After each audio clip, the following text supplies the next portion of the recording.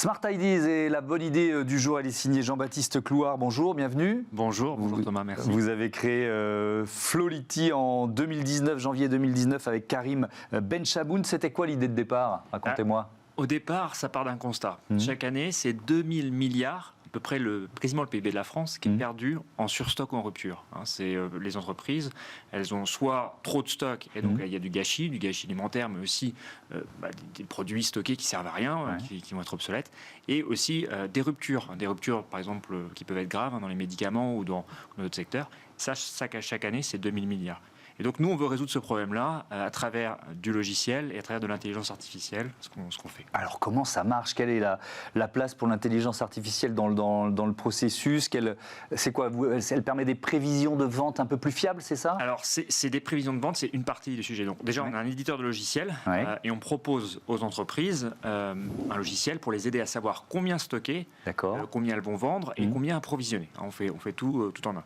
Effectivement, l'intelligence artificielle, ça nous aide à faire ça. Ça nous aide à sentir l'incertitude, la variabilité dans la demande et dans l'offre pour avoir le bon stock au bon endroit, au bon moment et vraiment en fait diminuer ces ruptures et ces surstocks. Mais c'est possible pour des produits qui se vendent, on va dire, à flux constant ou alors parce qu'il y a différents types d'achats, vous voyez ce que je veux dire?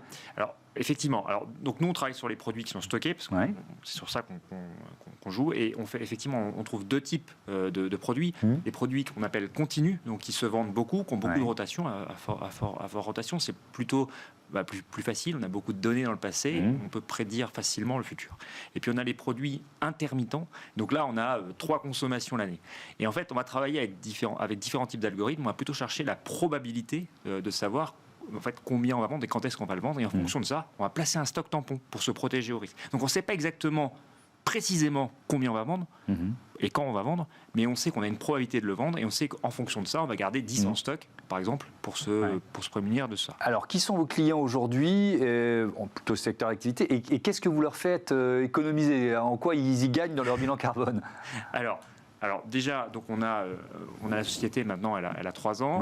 On a bien fait grandir la société. On est une trentaine de personnes. On a une vingtaine de clients. On a pas mal de grosses entreprises, type Cartier, groupe LVMH, Saint-Gobain. On a un certain nombre de grands groupes et on les aide. In fine, c'est à diminuer leur stock et à diminuer leur rupture.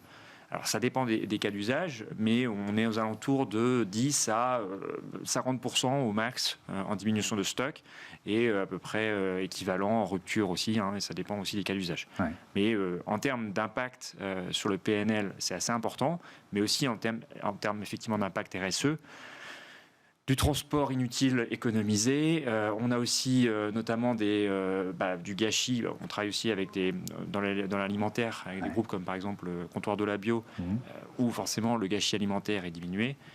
Voilà, donc beaucoup de bénéfices aussi sur le plan RSE. Vous avez levé 5 millions d'euros. L'objectif, c'est de vous développer en Europe. Dans quel pays ? Alors là, on commence par le Benelux. On a commencé depuis le début de l'année par le Benelux. On a signé un premier client italien cette année, là, récemment. Donc c'est déjà des pays-là, donc vraiment Europe de l'Ouest, avant d'ouvrir d'autres marchés, même Europe du Sud ou Allemagne ou UK, un peu plus tard. Et puis, j'ai vu ça, vous pourrez sans doute pas nous dire quoi, mais il y a de nouveaux produits en prévision qui sont liés aux crises qu'on vient de traverser ces 3 dernières années. Exactement. Donc on avait créé un premier produit très opérationnel. Donc c'était à destination des planificateurs. Et ça répond de façon opérationnelle à la question combien je dois commander, quand.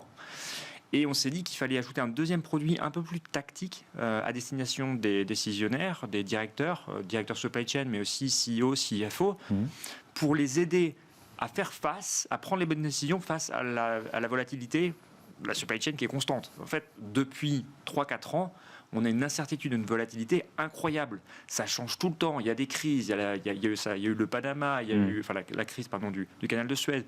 Il y a eu le Covid. Il y a eu maintenant la crise ukrainienne. Et tout ça, c'est constant, ça n'arrête jamais. Donc qu'est-ce qu'il faut ? Il faut aider les entreprises à être plus résilientes, plus réactives, plus agiles.